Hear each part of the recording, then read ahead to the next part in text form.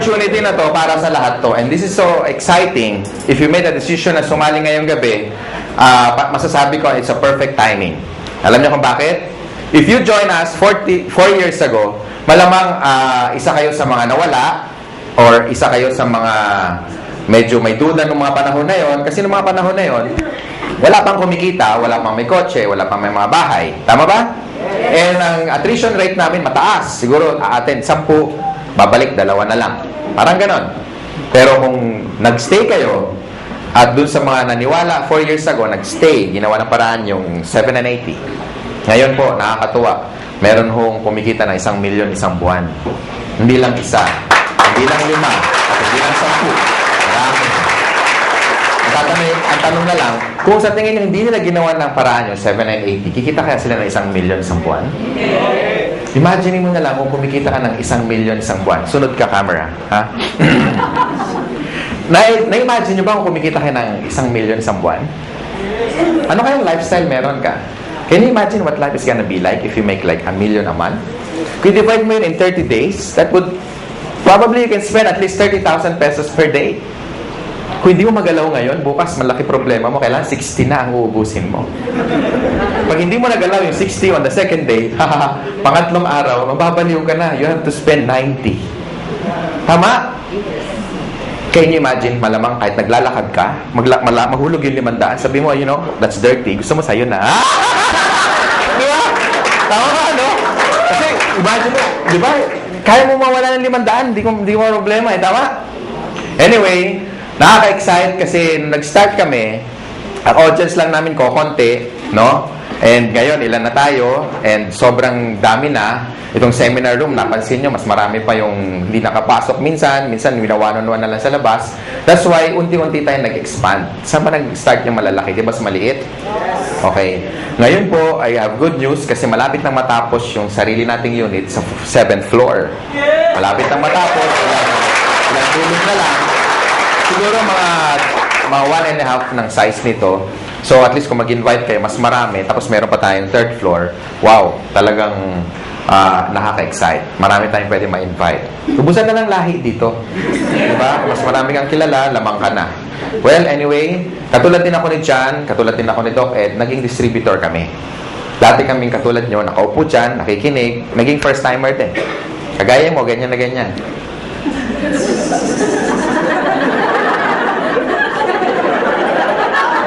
Parang iniintay, kailan matapos. Okay? And, dati po, isa po akong empleyado. I worked in one of the biggest communications company. Ayoko nang banggitin kasi past na yun. Pero PLDT yun. Siyempre, hindi ko kinahiya. And I worked there as a programmer. So, parang si George, isa sang engineer, no? And na-invite ako, katulad nyo, naging first-timer. Ang difference lang, nung time ko, 17 years ago, was, mas marami kami, 6 kami. Yung 4, kinain lang yung mamon, sinipsip yung sesto, naihi, kunyari, ayun, umalis, tumakas, hindi na bumalik eh.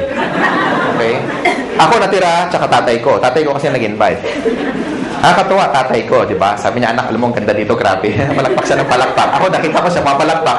Siyempre, dadalawa na lang kami. Palakpak na rin ako, di ba? Hirap na eh. So, hindi ko alam kung ano nakita niya because on the first day, pag-uwi niya galing sa seminar, 17 years ago, kakaiba, mas maganda nga ngayon, at least marami. Kukwento ko lang, para at least naging kagaya nyo rin ako eh. And nung time na yon, kasama ko yung brother ko, na-excite kami, hindi kami na-excite, kasi tuwing umaga na lang, tuwing magbe-breakfast kami, sabay-sabay, sabi niya, alam mo anak, grabe. The following day, ganoon na naman, tuwing mag-almusal kami, alam niya, anak, grabe. Halos 1 taon pa na ganun. Alam mo anak, grabe. Hindi ko alam kung may sumisipot ba o wala kasi parehong grabe yung sagot niya. Kasi walang nangyayari. So, pag-uwi namin, after attending the seminar, ako rin, 2 na kami. Alam mo tayo, grabe nga. Di ba totoo? Kaya pag-uwi niyo mamayang gabi, malama, expression niyo, grabe. Tama? Mahulog kayo sa jeep, pagbayad kayo, mama, bayad o, grabe. Bahala na, kung saan kayo galing, bahala na siya mag-isip. Di ba? Mama, sukli ko, grabe. Mama, di ba?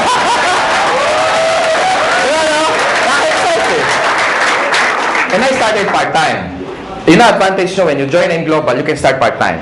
Ibig sabihin, kahit may trabaho ka, may negosyo ka, or wala kang ginagawa, or estudyante ka, pwede ka mag-start part-time. Everybody started part-time, except Mr. John Aspirin. after schooling, pumasok na agad siya. Pareho kami magkasama sa first company. Okay? Ako, nag-employed muna ako for about 8 months. So, I started my business on a weekend, lunch break, after office hours. Nag-invite ako over the phone. Maraming resistance sa una, maraming hindi naniniwala. Merong mga sumasama, pagbibigyan ka lang. Merong mga sumisipot, merong mga tumatakas, merong mga kukuha pa ng notebook, akala mo seryoso, pahinga ng papel, kopyahin ko yan. Tapos yung pala, wala. Akala ko, agila ko na, di ba? Kumukopya, oh. Yung pala, wala, hindi na babalik, no? So, ang dami resistance nung una. Pero ladies and gentlemen, ito lang masasabi ko. This is very important tip, number 1. Kailangan, pag sumali ka sa AIM Global, especially sa mga panahon na to, dapat nakita mo na yung sarili mo kung ano mangyayari 5 years from now. Dapat maliwanag para lagi ka excited. Tama ba? Para hindi mo nakikita yung mga short-term failures mo. Kasi nakakita ka ng long-term goals. So, doon ako na-excite. Alam ko magkakakotse ako. Nakikita ko na magkakabahay ako. Nakikita ko magkaka-resort ako, yung may swimming pool. Makikita ko mag-drive ako ng one of the fastest cars in the world. No? Tapos makikita ko maliit yung 1 million isang buwan. Nakikita ko yun, kaya ako na-excite.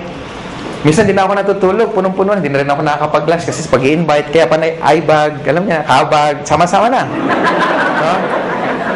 After 8 months doing the business part-time, kumita akong 30 mil.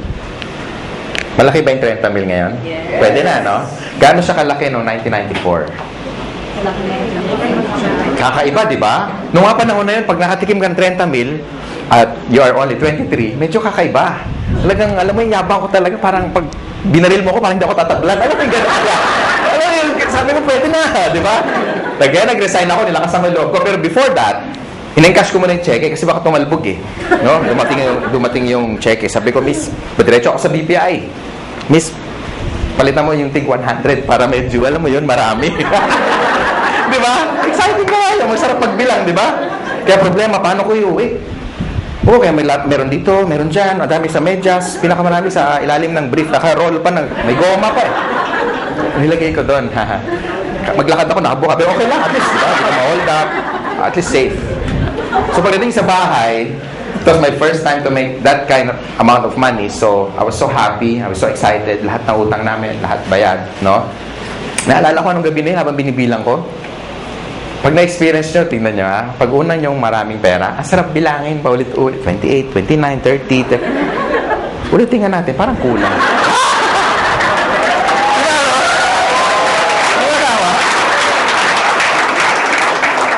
Alam mo naman kung magkano kasi ikaw nag-encash eh. Tama? Inihiwalay mo yung luma, yung bago, yung luma, yung bago. Pag maganda yung serial number, para itatabi mo muna. Di ba? Di ba ganun ginagawa nyo? Pag malutong, medyo yan, matagal-tagal yan sa wallet mo. Di ba? Yung luma, yun muna ibabayad mo. Sarap. Tama? And ladies and gentlemen, hindi na bumalik yung income ko doon. Sineryoso ko siya. Sabi kasi na-apply ko, seryosohin mo to para kikita ka na seryosong pera. Tama ba? Kasi sineryoso ko, kinarir ko na. Nag-change na ako ng course. I went full-time. Sabi ko sa boss ko, boss, meeting tayo. Ano meron? You're fired. Huwag yung gagawin, huwag yung gagawin. Minsan, gawin mo rin para makabawi ka. Meeting tayo, boss. Bakit? Subukan lang natin kasi malay mo, ma-fire ka bukas. Subukan mo ganon. Ha? Natin ko anong gagawin ng boss sa'yo. Pero bago ka mag-resign, i-recruit mo muna. Okay? Tapos, ang ginawa ko, ladies and gentlemen, nung makita ko na saan papunta yung business, lahat ng tao kinakausap ko. Kung narinig nyo yung tip na binigay ni John, sundin nyo lang. Okay? Effective yun. Ako hindi, iba, kakaiba. Lahat ng tao basta humihinga. Hindi ko pinapakawalan. Katabi ko sa bus. Pag lumaki dibdib, ibig sabihin huminga, pwede na yan, lika tara. In-invite ko na. Hindi ko talaga pinapakawalan. Lahat. Literal. Pag nagbayad ako ng Meralco bill, ako yung pinakamasaya pag mahaba ang pila. Siyempre, wow, poste. Uy, meron pa. Sila medyo, haba naman ang pila. Di ba ganun? Pag pila mahaba, inis ka, di ba? Ako hindi. Uy, dami siya. Yes! Di ba? Siyempre, kakausapin mo eh. Tama? Prospect. Di ba? Tapos maingay ka pa. Gusto mo extra income? Ang sagot lagi, ano? Oo. Wala pa nagsagot na, ayoko nga kadiri ka. Walang ganun eh. Diba? Ano yan? Yung next question, ano yan? Okay. Next question is, invite mo na sa seminar. Ang tanong, may mawawala ba sa akin? Di ba wala? Pag sumali, nadagdagan pa ako. Tama? So sa mga first timer, yun ang tip. Just keep on, sharing the opportunity. Pag sumali, okay lang. Pag hindi, it's not your loss anyway. At least, you shared something that is good. Pag nagustuhan niya, pagtulungan niya. Pag hindi, huwag niyo siyang pilitin. Ganun lang naman eh. Tama ba? And then, my business grew. naging momentum na, hindi ko na mapigilan. In fact, nung kami ni John, after 1997, 98 yun eh. Basta ang laki ng organization. Halos na puno namin yung Araneta Coliseum. Ganun kalaki. Salamat sa mga palakpak nyo. And for 17 years, ko nang ginagawa yung negosyo, no? Doon lang sa unang company, 100 million na mahigit eh, ang dinala sa akin. So, palagay ko, yung desisyon na ginawa ko, na gagawin nyo rin, dalawa lang kasi yan eh. Pwedeng totoo, pwedeng hindi. Ang tanong, what if totoo? At mangyari sa inyo yung mangyari sa amin. And ladies and gentlemen, AIM Global right now is number 1 in the country. Palakpakan nyo naman. Hindi lang. Kasi mga may-ari, dating mga distributor, dating mga kagaya nyo, naupo din dyan, may na-invite na marami, na-Indian din, no? So, ibig sabihin, alam namin kung ano yung ginagawa namin. That's why for the past 4 years, no? Sabi nga ni Mr. John kanina, no? For the past 4 years na tinatrabaho namin o ginagawa namin tong company, no? Ang dami na namin kahit paano natulungan na nabago ang buhay. And if these people are happy, well, we're more than happy. Mas masaya kami dahil nakuha nila yung mga gusto nila. Bago ako mag-close, no? Bago ako may magtatalk pa ba? Wala na. Bago ako bitawan tong mic, gusto ko lang sa inyo, gusto ko i-share sa inyo kung ano ba ang factor kung ang isang company tatagal. Para sa mga first-timer. Okay lang? Yes! Number 1. Okay, tandaan nyo yung tinatawag na perfect triangle. Ay, ulit ko lagi ito para ma-duplicate ako. Okay? Pag sinabing perfect triangle, all sides must be equal. And number 1 factor dapat maganda yung products. Because if the product is good, therefore, kahit hindi ka salesman, maraming bibili ng product mo. Tama ba? Yes! Hindi sa first sales. Hindi doon ang unang talagang benta. Ang totoong benta, yung o-order siya sa'yo na wala ka ng ka-effort-effort. Bakit? Kasi satisfied siya eh. Tama? And kung titignan niyo yung laman ng complete, kaya nga tinawag na complete. With the amount of how much lang isang capsule, siguro nasa 30 pesos, kung bibili ka sa palengke o sa supermarket, bilhin mo lahat yung laman ng 12 fruits, 12 vegetables, kasya kaya ang 30 pesos mo? Malamang hindi. Kung pagkakasyahin mo, paano ka bibili? Pabili nga ng grape. Isa lang, kaya nga walang S. Tama? Tsaka isang slice ng pisngin ng papaya. Di ba may papaya tayo? Tama? So, in short, wala tayong pinagkaiba sa technology. Pansinin niyo yung mga cellphone ngayon. Dati yung mga cellphone, ganito kalalaki, di ba? Nagkaroon ako nito, yung analog na ganyan. Pag denial mo yung tuti-tuta-titi. Di ba? Wala kasi eh. Oo. Noong 1996, nagkaroon ako nito. Pagka sakay ka sa LRT, dala ka bit-bit yan, pasikat ka. Talagang, wow, pogi points. Ayun, suot mo yan, ganun din, wow. Pareho reaction, pero magkaiba yung comment, no? No? Now, ang point ko is, meaning obsolete na. Because even technology, hindi sila natutulog. How much more yung supplement? Ang cellphone ngayon, maliliit na, di ba? Compact, normal na ang camera. Minsan may flash pa nga, tama? Tapos nakaka-record ka pa ng voice, nakaka-record ka pa ng video, meron ng text, meron ng email, makacheck ka ng Facebook, pwede na kayo mag-bluetoothan. Di ba? Kompleto na eh. Tama? Now, totoo, di ba? Iwan mo to dyan sa Ortigas, yung ganitong cellphone, magugulat ka. Unang-una, hindi i-snatch to. Hindi ma-snatch to. Kahit i-display mong ganyan, hindi makukuha eh. Iwan mo sa kanto, balikan mo. Kahit after 1 week, magulat, uy, hindi na wala. Andyan pa. Wala, makakala kalso ng truck na to eh. Tama, di ba? Hindi naman nanakaw to. Subukan mong dalhin yan sa Green Hills. Sabi, pa-repair naman, Mano, walang signal, di ba? Sabihin mo, repair mo, huwag mo iwan yan. Makakala akin yan. Di ba? Una, wala ng parts, correct? Pangalawa, nung time na binili ko to, umaabot akong 20 mil. Ngayon, hindi na. May cellphone na 5,000 na kompleto na rin. Ang point ko, guys, even technology, hindi natutulog. They keep on innovating.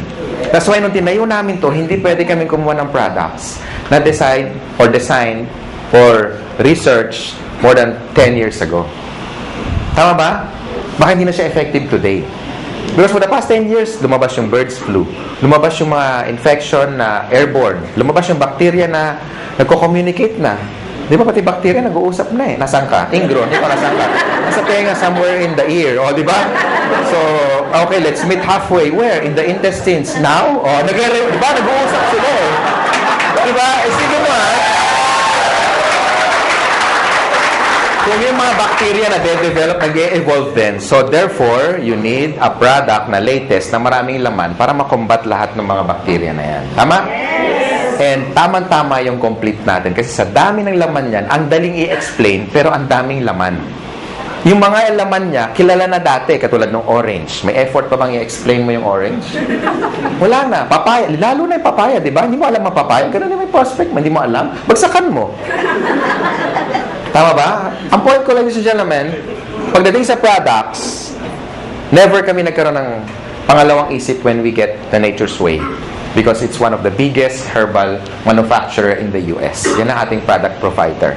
They're a billion-dollar company, and kung sila nagtiwala sa amin, sana kayo magtiwala din sa amin. Ganun kasimple na lang. Tama ba? Yes. And for the past 4 years, we made, ang sales na natin nasa billion plus na. Ganun katindi yung products. Okay ba yun? Number 2, dapat maganda yung marketing plan.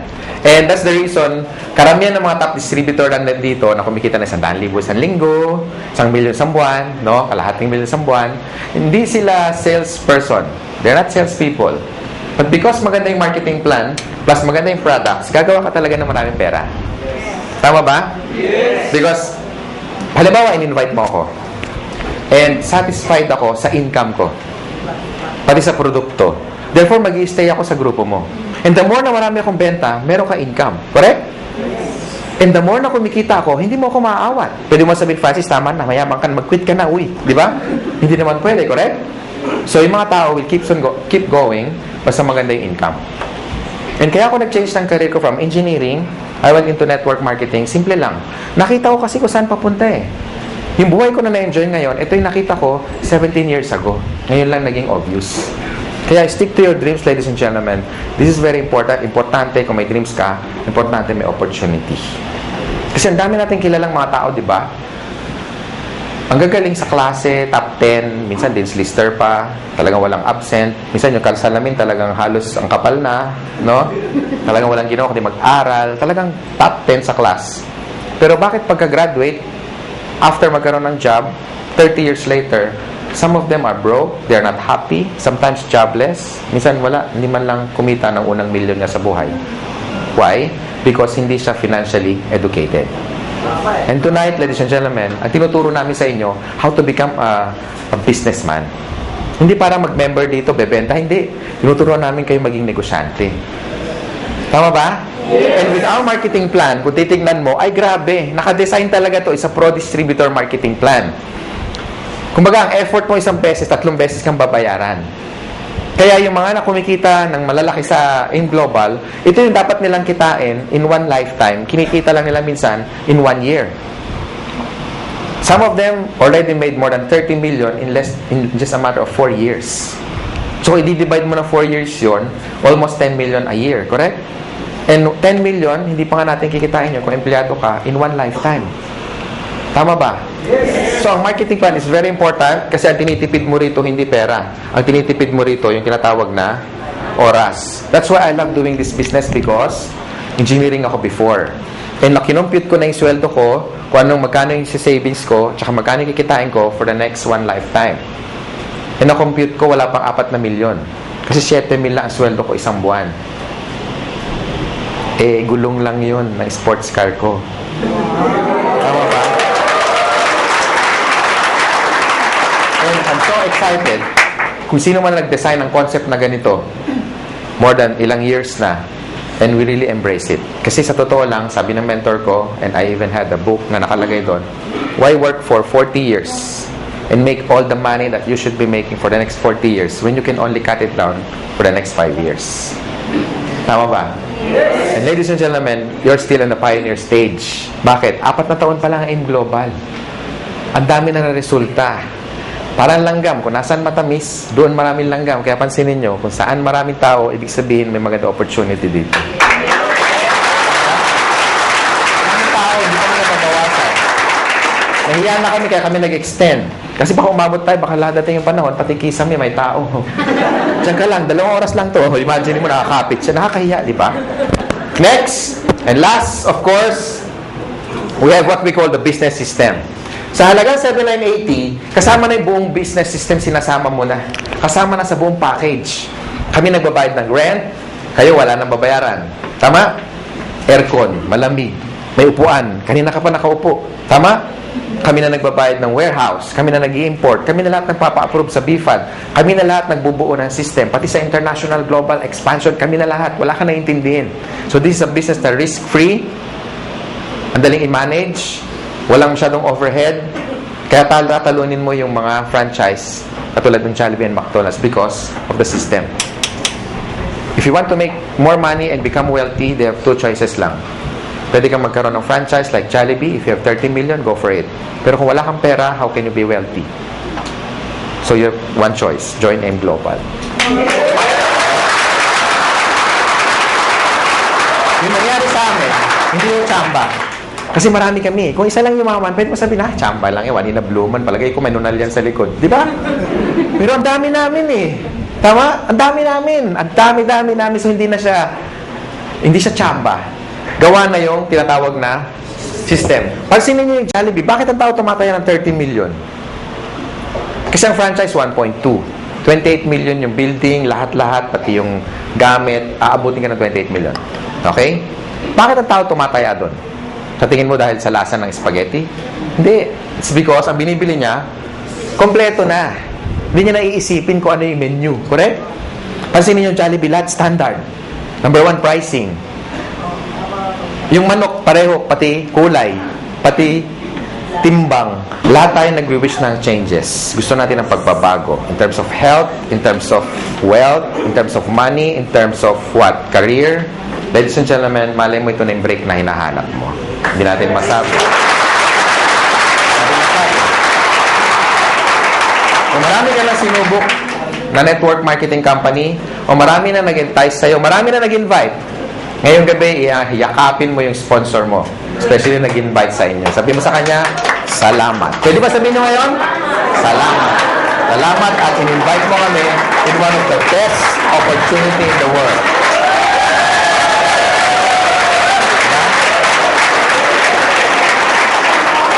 Ako, I'm forever grateful sa tatay ko. Ngayon, daddy na. Kasi siyempre, may pera na kami. Lagi na kami naka-aircon. Di ba? Dati nasa isang room lang kami. Ngayon, di na kami nagkikita sa laki ng bahay. Wow! Francis, sis, bakit? May call. Call. Layo, hindi na ako makita kung nasaan eh. Di ba? Ganun kalalaki ang bahay, no? Tapos, may resort na rin ako na lahat kayong mga taga-M Global, walang bayad pag nagpunta kayo.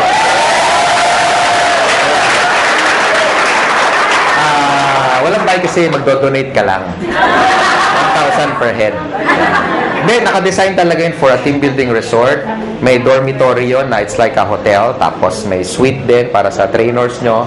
And of course, may mga rock climbing, may team building, may kompleto, may basketball. Hindi siya ganun kalaki. Tama-tama. Kasya tayo kahit mag-10 beses tayo ganito karami. Tama-tama. And yun talaga dream ko. Magkaroon tayo ng tinatawag na camp. Okay? Camp. Boot camp. Training camp. CAMP stands for Kabantog Aspirin Miguel. Diba? It's really a dream come true. So, doon kami nag-i-invest. Because, ladies and gentlemen, gusto ko magkasama tayo na matagal. And gusto namin, mangyari sa inyo yung nangyayari sa amin. Or yung nangyari sa amin on our past company na tinuruan kami paano maging negosyante. Tama? So, the decision is yours. I hope na gustuhan nyo opportunity. Again, sa mga first-timer, yung pagpunta nyo rito, malaking bagay sa amin. Palakpakan nyo, mga first-timer. Gustuhan nyo man yung negosyo o hindi, yung pagpunta nyo, malaking bagay sa amin. Okay?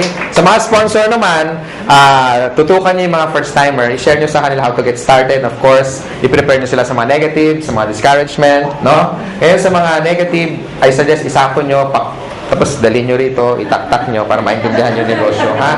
Para hindi kayo basta kinokontra.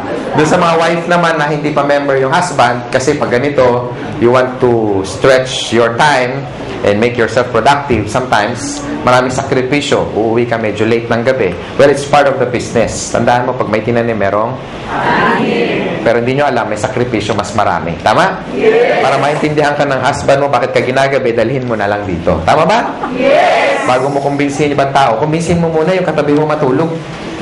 Tama? Kasi pag negative yung katulog, ba, bakit ngayon ka lang? Anong oras na? Sabi mo, yayaman tayo 3 buwan na, ba't ngayon yung rep natin walang laman? Excuse me, wala tayong rep. Wala tayong rep.